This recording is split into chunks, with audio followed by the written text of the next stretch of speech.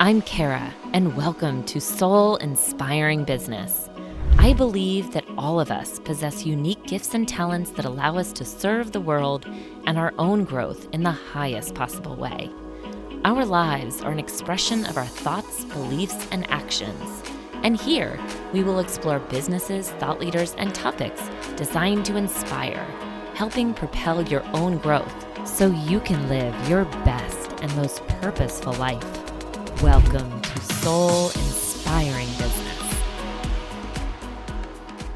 Well, welcome to the Soul Inspiring Business podcast. Today, we have Jared Goetz on the podcast, and very excited to have you here, Jared. Welcome to the show. Well, you pronounced my name right, so great start. Awesome. I did my homework, so on you. But I'm really pumped to have you here. And I know our listeners are going to be super excited as well, because you actually have a podcast called the Modern Soul Podcast. So to all of our listeners, that's a great one to check out as well, because Jared and I have similar views on spirituality and the inner game and as it relates to our business. So I'm curious, what was your impetus in creating that podcast, in your own words?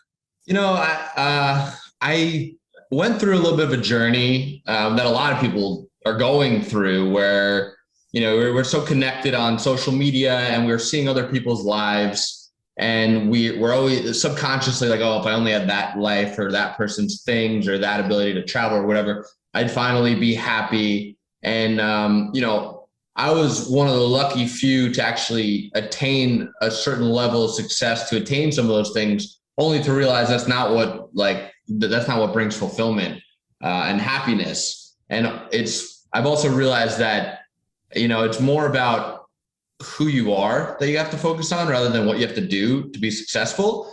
And I wanted to also be able to interview other people that have had success, right, and have a well-balanced life, and see what goes on inside of their heads. So it kind of started as just a passion project. I never, meant to turn the podcast into a business or make it into anything big. It's really just to kind of help others see the inside worlds of, fascinating people.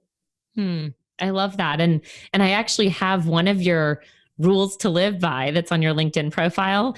And I love this because you said, you will always want more no matter how much you have. You will never reach a finish line. Life is always going to be a journey to reach higher levels. What is important is that you learn to love the journey. Yeah. And it's like, I still have to remind myself that every day. It's not like I wake up, I'm like, haha, I'm back on the journey. It's like, we all wake up and we have all the problems from yesterday start flooding. And then you get distracted, and now it's like technology's everywhere. So you have 62 notifications when you wake up. And it's like, it's really good to remind yourself that, all right, you're here right now. This is part of your longer story, your longer journey. You're going to look back at it, even if it's stressful right now, you're going to look back and either laugh at it or reminisce on it. So what's the point of not enjoying right now and letting go of those, negative emotions? And I love that quote. On my morning walks, I try to remind myself of that. I have to remind myself of that on a daily basis. Yeah. And I think that's an important thing for our listeners. And as you mentioned, because of the way that social media is, nobody's going to put all of their dirty laundry on social media necessarily, right? So we're all kind of operating in this perfection of what we want people to see to some degree. And so it's a reminder that, hey, we're all human, and even if we have, on the whole, better days, we still have bum days, too. Yeah. And it's always an evolving process. So, how do you stay grounded, or do you have a ritual for, having that reminder on a daily basis? Yeah. So I always try to remind myself that it's more about, focus more on who I have to be than what I have to do. Because it's really about getting yourself into an emotional state that allows the right thoughts to flow through. So if you wake up and you feel stressed and you feel lack and you feel scarcity and you feel, down, like what kind of thoughts do you think are going to produce? And then that leads to, more failures, which leads to more stress. So if you could start your day reminding yourself how to feel good, how to feel abundant, how to feel joy, how to feel love, then that emotion produces the thoughts that you need to move forward.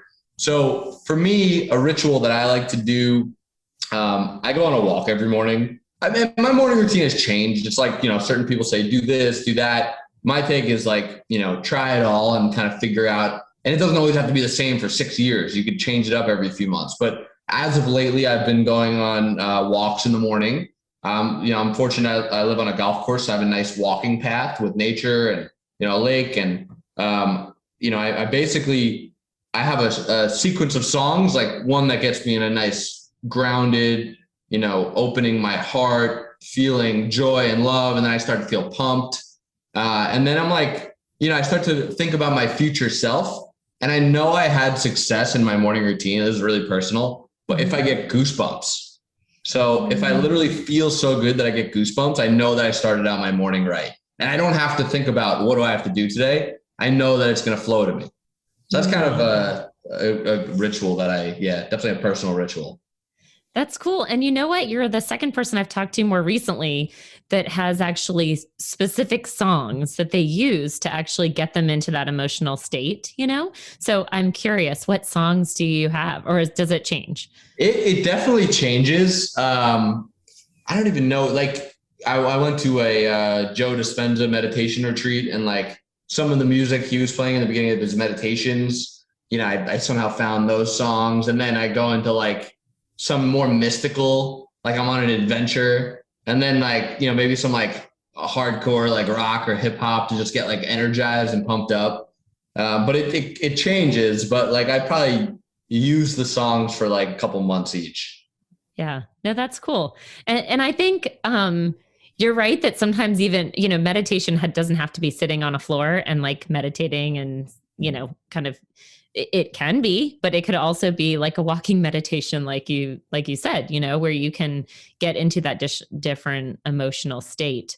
So I'm imagining you've probably listened or looked at a lot of like law of attraction type material, because some of what you were talking about kind of sounded like that in terms of how do you raise your vibration into a place where you're just feeling good in your day, and then it's naturally going to bring in inspired thoughts. And, so what kind of material or, law of attraction, how would you describe law of attraction? Yeah, well, I think like how you feel, the frequency you put out, the vibration you put out creates your reality. It creates your thoughts, and anything was once a thought. Like an iPhone was once a thought, mm-hmm. This call was once a thought. Now it's real. Right. And it's from our thoughts, and the frequency creates the thoughts, which creates the reality. And you could go way deeper if you want to like dive into the spiritual side of things or dive into the scientific side of things. Yeah, I mentioned Joe Dispenza. He describes it really well, that your frequencies exist in a higher dimension. And by tapping into them, you pull those types of things into this world here.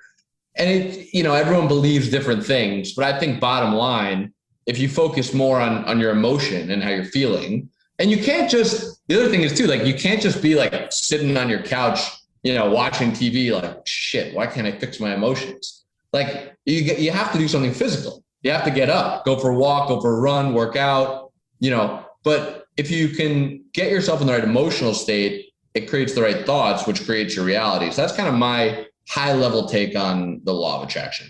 No, that's really good. And I think you're right. It's about like using your emotions as almost a barometer, of where you are on the scale. So if you're feeling good, then like do more of that. And if you're not, then figure out how you can fix your, turn or pivot into a place. And it doesn't mean you're going to go from like sadness to joy, right? But you can go from like depression to indifference, like it's a process. And you don't have to always be like in this amazing mood all the time. Mm-hmm. And it's fine. Like I had mentioned to you, we had just moved from Florida to Texas, and we were selling our house, and like the deal fell through, but we had already moved out, and we turned off the electric and the water. And like the house was, 95 degrees and the landscaping was dying. And we were in a little Airbnb with 2 dogs, and like we each had a suitcase. And basically it was extremely stressful. And, but it was a really good lesson that like, this is part of the journey. It's like, I'm going to look back at this And I reminded myself that I'm like, I'm going to look back at this in like a year and talk about it. Here we are talking about it, Right. and I just practiced like feeling the emotion of stress and then just letting it go. And the more you could practice that feeling and let it go, the easier it gets. And then things start to flow through you and you don't get so caught up on those negative emotions. Mm-hmm. No, that's really good.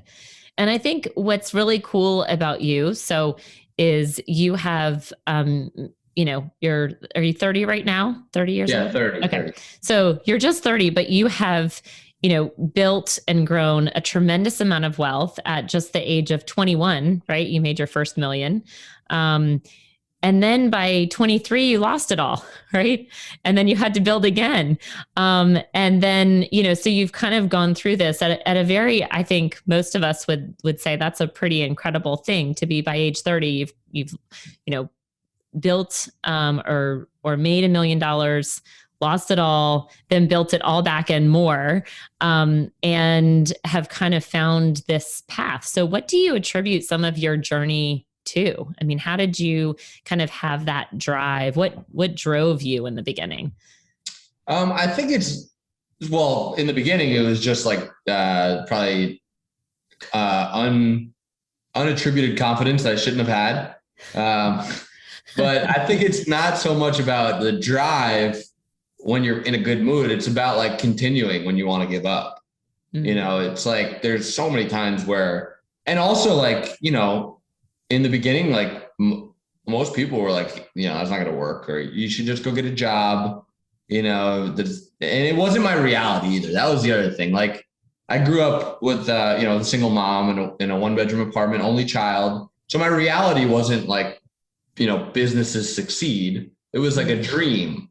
But, it was kind of stupid. When I was 16 years old, I saw a young guy driving a Lamborghini and I was like, man, I want to be like that guy one day.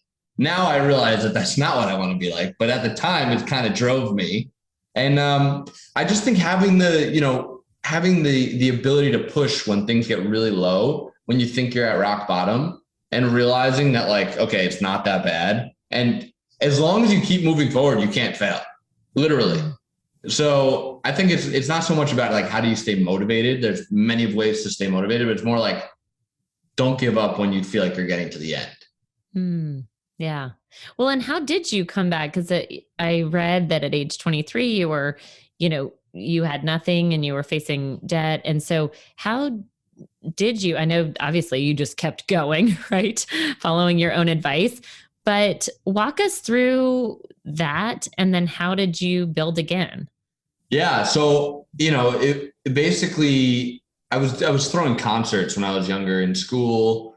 And we did this big show on a campus at Amherst. It was a, on campus arena, big show. We didn't know anything about budgeting or cash flow, or, we just were selling tickets and buying things and selling tickets and doing this. And the show cost way more than we expected. We didn't sell enough tickets. I lost everything. There was this kid who invested 50 grand. He was like a trust fund kid. And I couldn't pay him back the 50 grand, even though I had a contract. His trust fund manager was basically made him sue me. So, well, before all that, basically the business went down. I moved back in my mom's place. And I was definitely really down because I had built up this ego and self-image that I was this successful person. And then here I am with nothing, living in my mom's apartment. And I ended up, I read the book called The Way of the Peaceful Warrior. I actually just started reading it again. It was one of like the first books that I read that was, because it was an easy read. It wasn't one of those, it was like a story. Mm-hmm. And it got me thinking more about like caring for myself. So I started running, going on walks, thinking more, trying to feel better. And then a random opportunity came out of the blue. I had done a lot, but I had nothing to show for it. But I had built up a little bit of a reputation. So a startup company called Yik Yak, they were very popular. They reached out to me before they were very popular when they raised their Series A. They raised about $10 million and they wanted to market to college students, and they asked if they could sponsor my shows, but I didn't really have any shows. So I was like, you're better off doing this. And then they're like, oh, do you want to talk more? And we talked, and then I ended up getting on board, Yik Yak as one of the first employees at a high level of shares. The company grew to a $450 million valuation. But that was like the next ride and the next part of the journey. And I never saw it coming. But I don't know if it's coincidence or not, but it came into my life once I started feeling better. So once I started reading that book, going for my daily walks, learning to start to treat myself easier. And that's when that kind of next opportunity came, which, then I learned you have to kind of roll with the momentum. So that's when everything else came after that. So yeah, I guess to sum it up, when things were low, I just kind of focused on myself and feeling good. And then an opportunity that I never expected came literally knocking on my inbox. That's awesome. And I do think that's sometimes how it shows up, right? Now, having had more the experience of seeing that these kind of seemingly random, they do come at a time when you're most ready for it, right? And if you're not open to the opportunities, like one of the affirmations and just kind of beliefs that I hold is that I'm always in the right place at the right time to meet the right opportunity. And that I know when that opportunity comes, when I need to move quickly.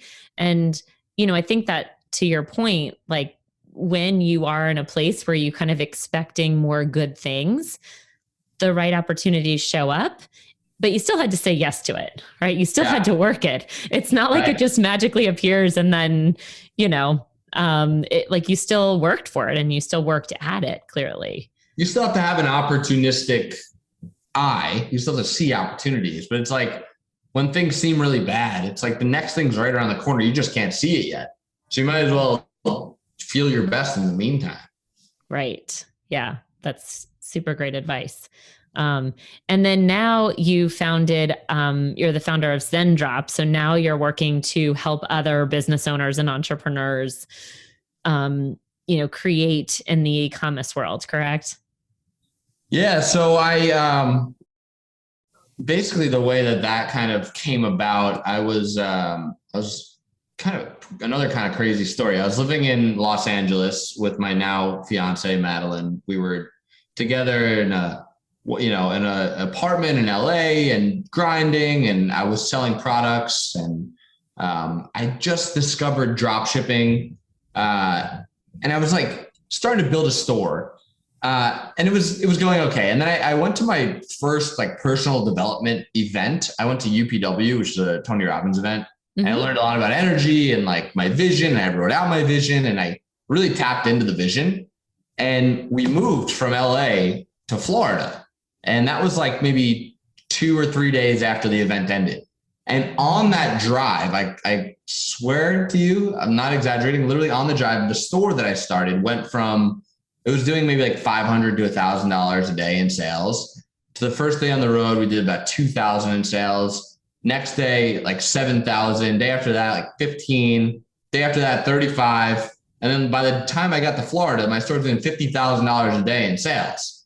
What? And it was insane growth. That store grew from 0 to $2 million in 60 days. How is that? It's like, it could have been a coincidence or I could have tapped into something. Right. But while I was driving, I was getting myself in this great mood and I was thinking of all these great ideas. And I also hired a couple of people to help because I was going to be driving for 5 days, and the ideas kept flowing. And I just, would make a couple calls and try and things. I was literally showing Madeline my phone. I'm like, don't tell anyone about this. Like, this is too good to be true. And then like the next day it was better. Anyway, so that was drop shipping, and it really changed my life. It changed my financial ability. Gave me a lot of freedom. So I got into teaching other people how to sell online. We built an info business. We had about 10,000 students.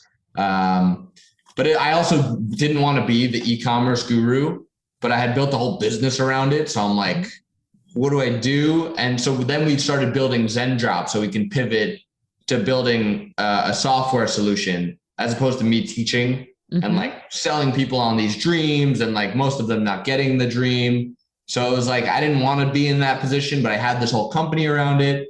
So we started Zen Drop really to substitute that business and create something much larger. And we started that a couple of years ago now. Yeah. And that's awesome because again, you were following kind of the inspired guidance to, create something bigger. And it's about getting the guidance, but then taking the action. Yeah. Right? It's like just trying to feel good every day and like feel the guidance and then, feel the inspiration and make things happen. Right. Right. And that's a balance, I think, sometimes because, it was interesting. I think there's like two different sides where one is like you have to grind, hustle, grind, hustle. And then the other is, well, just like feel good and flow with it and listen to the flow. And I think I don't know I'm interested in hearing actually your take on the balance because I think sometimes people get mixed messages because they are like, okay, well, hustling and grinding all day long is hard and that's not going to be sustainable in the long term.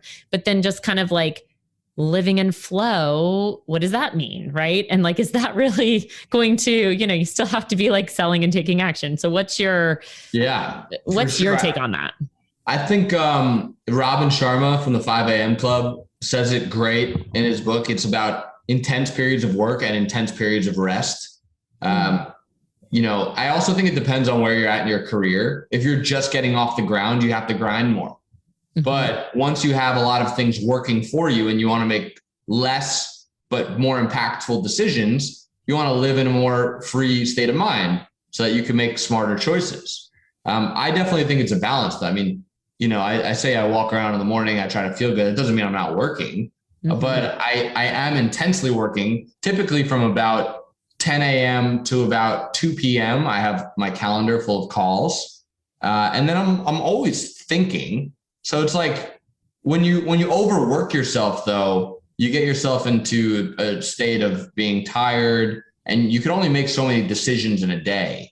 So then you start to make suboptimal decisions, which lead to suboptimal results, which has a detrimental effect on your self-esteem to make future decisions. So you need that intense period of rest to regroup and recoup your energy. So I definitely agree with you. It's certainly about balance and oftentimes it's misconstrued. In today's social media, you see it's, work 18 hours a day and don't sleep or you're going to fail. And it's like, well, that's just going to lead to mental health issues, I believe.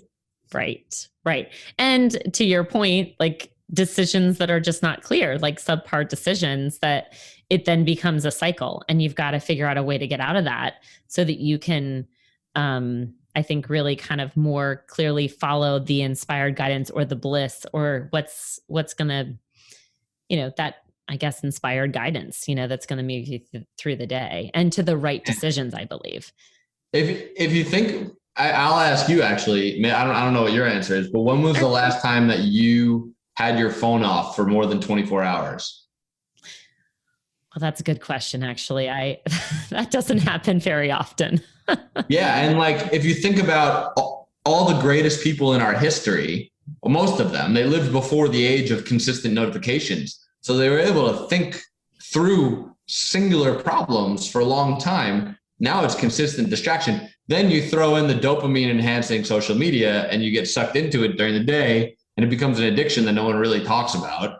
Mm-hmm. I turned my phone off for 2 days, like a few weeks ago, and went on a camping trip.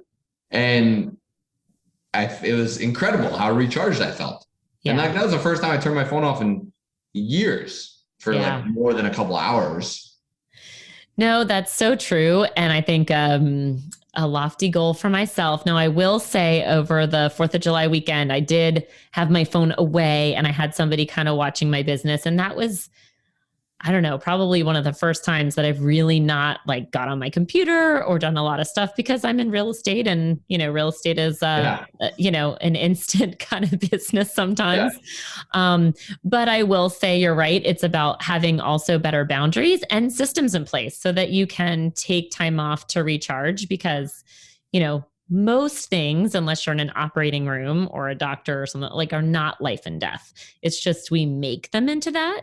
And so having perspective on that and some time away, I think is a really good practice. And the thing is though, but we feel like it is life or death. And like, it gets we're in an age now where there's so much that oftentimes, at least myself and people I've spoken to, they have this feeling of like a low level of anxiety that they don't know where it's coming from. And it's like, because there's so much going on behind the scenes. Yeah. So like you said, with having the right systems and structures, if you're able to, get yourself organized to where a thought goes somewhere and then you sort it out later and nothing's being lost, so it doesn't have to live in your brain, it eases that like ambient feeling of anxiety. Yeah, no, that's a good idea. And what kind of systems do you have for that? I'm curious. Yeah, I'm actually personally pretty bad with my personal organization, but I have a really good team, luckily. But on a real note, the book Getting Things Done was a game changer for me. It's by David Allen. He also has a podcast. And there's a software that goes along with his system of getting things done called Nirvana. And the gist of it is basically anything that comes up, you throw it in your inbox on your app. And then once a day you go through your inbox and you either, if it takes less than 2 minutes, you do it right there. If it takes more than 2 minutes, you put it into the next actions item. If you're waiting on someone, you put it under waiting. And if it has more than 2 steps, you make it a project and then you write out all the steps, and then everything lives there. And the key is to use it though. I'm not very good at using it. But again, it's, that's not one of my strengths, I'd say. Well, I have started, I will say, emailing myself tasks, because then it'll just jog it so I can forget it. Because half the time there's just so many things that are coming at us so that we have to do. So I'll do that, or I'll, send a voice note. Like I was driving today on the road, and so I was sending a voice memo to my assistant about something I needed to get out, just so it's like using the time and using technology in a way that serves you so that you can, move the ball forward, right? You should check out Nirvana. I think you'd like it. All right. Because you could even send an email to a specific email address and then it puts it in your Nirvana inbox. And then if you're like on the move, you just, a little, hey Siri, remind me of this. And then when you get home, you look at what you put in there, then you type it into Nirvana and it all lives in one place. Oh, cool. Check it out. Yeah. I think you might like it. Good thought. I'm definitely going to check $5 a month. It's okay. There's tremendous consumer surplus. It should be more expensive than it is. Oh, awesome. Definitely going to check that out. And that's a good one for our listeners as well. So, and I know you mentioned visualization, at the beginning, and kind of how, do you have a practice of visualization? What does that look like for you? Yeah, I actually think it's really important to have a very clear vision, not a broad vision. Like I want a bigger house or I want to travel more, but like extremely crystal clear. I think the more crystal you can make it, the faster it'll become reality. That's my belief. Mm-hmm. But before you make your vision, you have to make sure you're in a high energy state, because if you're in a low energy state, it's hard to come up with the best version of your life. Sometimes when you're in a low energy state, your mind could tell you that certain things are, certain short-term pleasures are good ideas. Like if you're trying to lose weight, but you're tired, your mind's like, you should eat that ice cream. It'll be great. But if you were in a high energy state, you're like, hell no, I'm not eating that ice cream. So the same thing goes with making your vision. If you're in a high energy state, you feel really good. And that's when you write out your vision. That's the version of yourself you should trust. And that's the one you should latch onto. So my advice on vision is actually, I'm very big into this, because that's what we practiced a lot at that UPW event that I went to before that 5-day drive that changed my life. Was really, they did an exercise there actually, where you imagine yourself as someone that cares about you a lot. Someone that has no ill intention, that isn't hoping you, like someone in your family, your mom or your aunt or whatever, someone that just cares about you. And you imagine that person like vividly walking up to your future home, looking in the driveway, looking in the neighborhood around, walking into the house, looking at the pictures on the wall and admiring everything and loving it. And then looking, walking upstairs and admiring the home, and then walking into the bathroom and looking in the mirror, and then it's you. And you're like, the whole time it was you, but you put yourself in a position of someone who actually loves you, as opposed to yourself that has criticism. And that exercise, although is more powerful, in person at an event, was the first time I think I ever had a very crystal clear vision of what I wanted my life to look like. Well, and I got goosebumps as you were talking too, because I think that's just, having a really powerful vision for your life and being crystal clear on it, I think is one of the most important things and the best exercises that anybody can do for them as a gift to themselves. Because if you don't have that, then where are you going? Like, what does it all mean? Right. You're just going in circles. Right. And you're constantly struggling between your mind and your true self. My mind wants that, and my true self wants that. And it's a constant battle. There's no linear endgame. Yeah. Yeah. And you're right. I think, getting yourself into a high energy state when you're creating that. I mean, I've done this exercise before and literally just, writing, it's literally just taking a journal and starting to write. But what kind of, I know you mentioned that process. What areas of your life do you fill out in that vision? Like, how do you walk through it? Well, I'm definitely thinking of like my future self, right? Like I imagine what my family life is like, where I live, what I feel like, how I act, my habits, my routines, and also like how I break bad habits, like being aware of them. But actually a cool exercise that I came up with, I could take credit for this one, is a journaling exercise where you're writing about your future self, but in between each sentence, you're doing some form of workout. So I'll do like, today I'm going to focus on feeling like this. And then I'll go and I'll do 10 push-ups and 10 squats. Then I go and I do the next, I'm going to change my habits of doing this today. And then I go and I do the push-ups and the squats. And it's 10 lines and 10 sets. So your endorphins are kicking, you're in a high energy state. And you're also not rushing through the writing because you want to take a break from working out. And by the time you're done, your brain is clear and you've already, gotten some nice oxygenation and blood flow to your body. That's a cool exercise that I like. That's a good one. Yeah. And I find after any kind of walk or exercise, you're like, when I come back from a walk, because I'm a big walker as well. And I like to do a lot of, thinking, and I call people that I just like talking to on walks too, just to kind of get into that better space. You come back and after then your blood's pumping and you're just in a better mood. So that's a perfect time, to do your writing. And as you mentioned too, that's a cool way too. So you can segment it and continue to kind of build. Because I think one of the most important things is just for, people to just start writing, and to do it when you are in that higher energy state. And I think, do you come back to that regularly, or what does that process look like for you? So if I didn't have a system of what I'm writing each day, I probably wouldn't do it, because myself in the morning is not the same as myself at night or myself right now. My tired self in the morning could easily convince myself not to do something. So I do go back to the same journal each day and I read the day before to kind of get my mind flowing. What can I improve on from the day before? I don't really look through the whole thing often, but I do flip through the last few pages to be like, okay, well, I said I was going to do that yesterday. Did I do that yesterday? And it starts to spark a proactive reflection. Mm-hmm. Whereas, most people don't even have any reflection, and most people are reacting immediately all day. Mm-hmm. So by going back, reading what you said you were going to do the day before, thinking about yourself the day before, and then writing what you're going to do today, or be today, or feel in the future, is a proactive approach to reflection, which is really the only way to make improvement. But most people react immediately. They wake up on technology within the first few minutes. Some people maybe 30 minutes, an hour.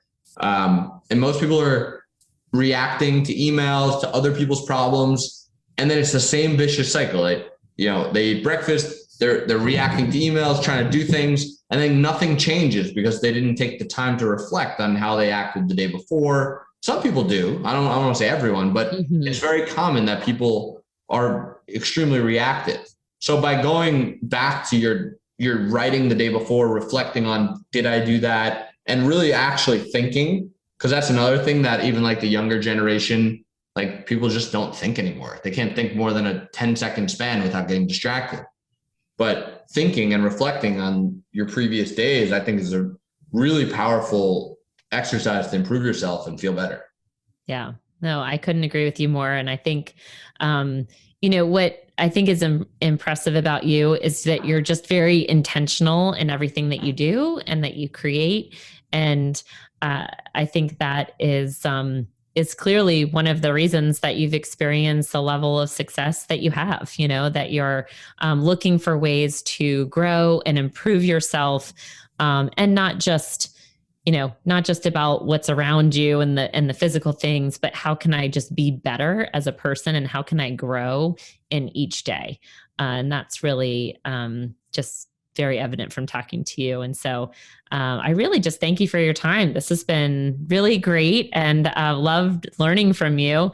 Any final thoughts or words of wisdom for our listeners? Well, I'm glad we finally got to connect. I know it's been a while. I know. Definitely these kind of conversations are very energizing. So and they're also reflections of all of the thoughts and, day-to-day interactions. So it's healthy to have these kind of conversations. I appreciate you having me on. Yeah, no, absolutely. And I think it's just great to meet other, business leaders like yourself that are a living example of what it means to, create, peace and, more zen in your life, that you can live a more balanced life and create big impact in the world and grow wealth, right? It doesn't have to be a sacrifice or one or the other. It can be all of the above. And I think that's possible. And you're proof of that when you have a clear vision on what it is you want and how you're going to move about to get there. And more importantly than anything else, just focusing on feeling good today, as you've said, so thank you again. For anybody that has not listened to the Modern Soul podcast, I want you to check out Jared's podcast as well, because he's a great leader. And if you enjoyed this, I know you'll enjoy his podcast as well. So thank you again, Jared. Thank you. Loved being here with you today and would love to connect with you more over on Instagram. My handle is linked to the show notes, or you can just type in @Chaffin Donofrio. And I have something special for you as a free gift, my Dynamic Life Journal. This special book has the power to really help you live a soul-inspired life. Go to freegiftfromkara.com. Easy to remember, freegiftfromkara.com.